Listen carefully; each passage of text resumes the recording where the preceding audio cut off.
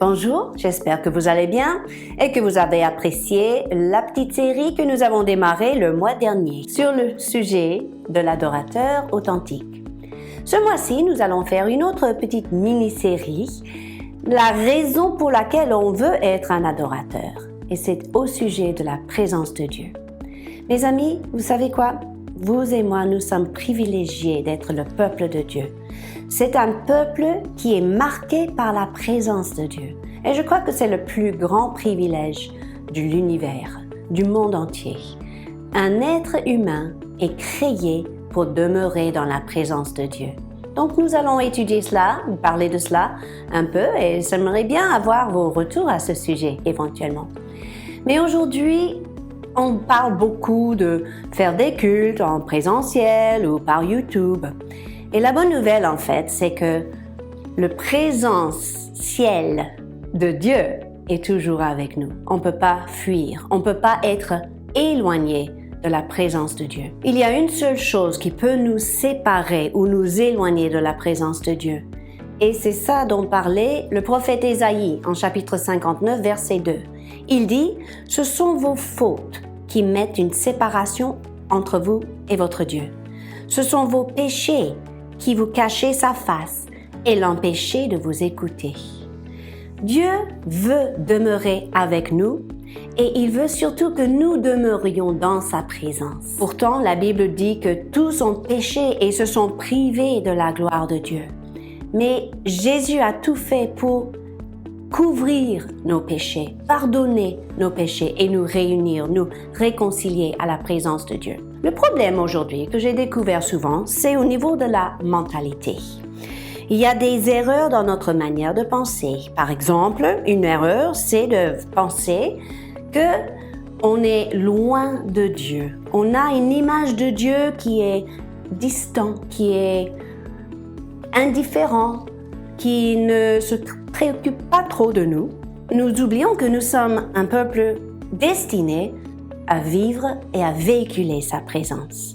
C'est une erreur de croire, par exemple, qu'il est juste disponible quand nous faisons tous nos efforts pour accéder à sa présence.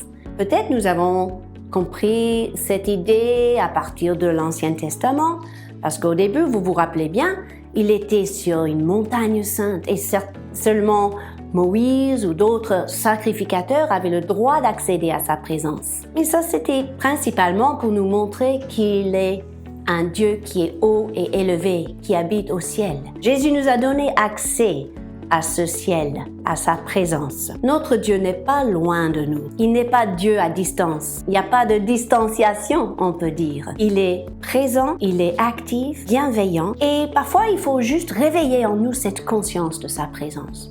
Vous savez, quand je reçois des invités à la maison, qu'est-ce que je fais avant leur arrivée? Eh bien, je fais le ménage à fond. Pourquoi? Pour honorer leur présence chez moi. Et nous avons une idée qui dit, oui, il faut que je rende ma vie propre, il faut que je fasse le ménage pour mériter la présence de Dieu. C'est une erreur. Nous ne faisons pas cela pour mériter sa présence, nous le faisons pour honorer sa présence.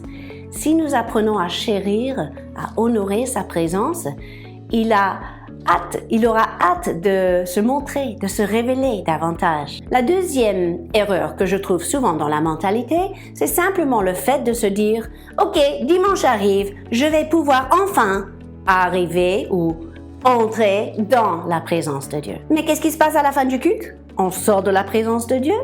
Mais non, c'était pas ça l'intention de Dieu. Ce n'est pas une question de visiter la présence de Dieu, peut-être faire un petit coucou, rester un petit peu et puis sortir. Non, nous sommes un peuple qui porte, qui vit, qui expérimente sa présence constante dans nos vies. Dieu veut vraiment nous sensibiliser à sa présence.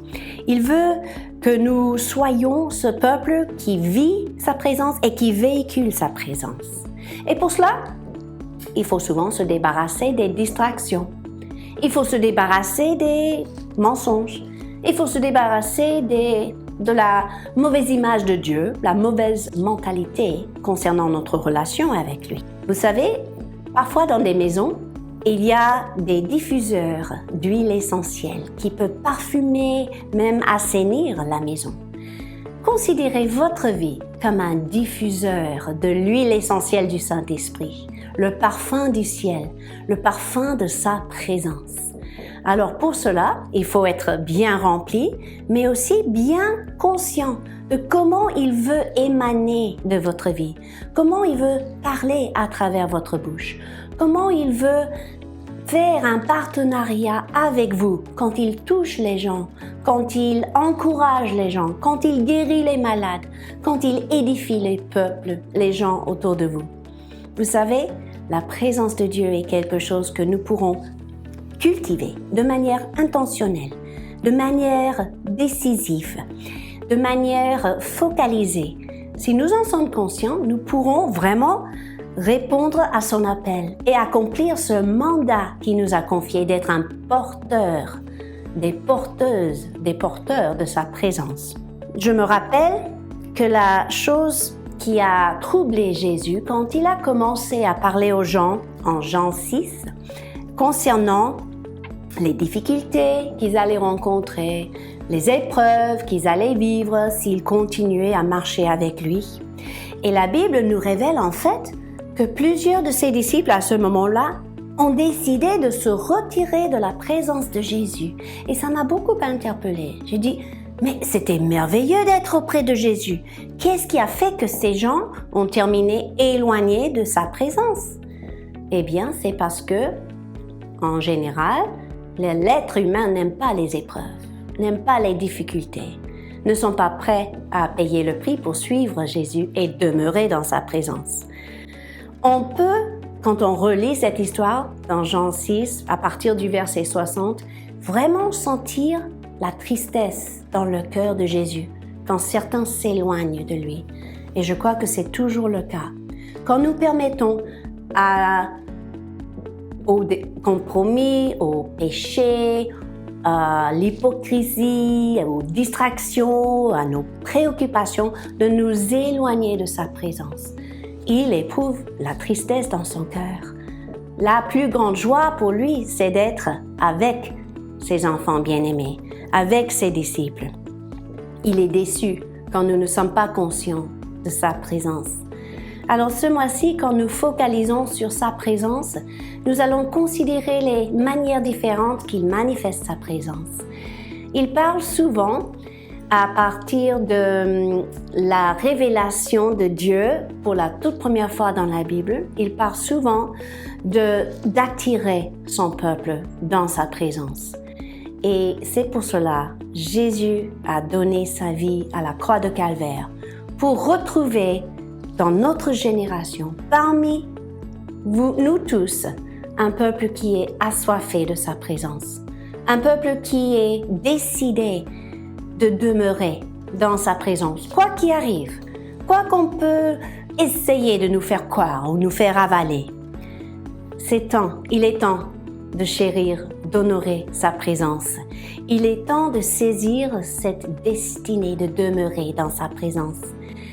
Si vous vous rendez compte que vous êtes destiné à demeurer dans sa présence, vous serez encore plus prêt à vous battre pour y demeurer.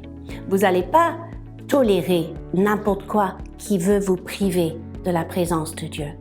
Et cela fait partie, une partie importante, je dirais, de votre relation et votre communion avec Dieu lui-même. Quand vous réalisez la beauté, la magnificence, la gloire de sa présence, vous ne pourrez plus vous contenter de moins. Alors, je vous dis à la semaine prochaine pour la suite.